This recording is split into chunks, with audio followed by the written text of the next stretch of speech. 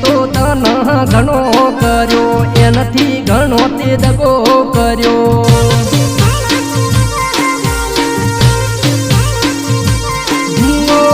ખેતરનું બોનું કરી ફોન તન કરતા ભાઈબંધનું બોનું ગાડી મળવા તન આવતા મેં ફોનમાં વાતો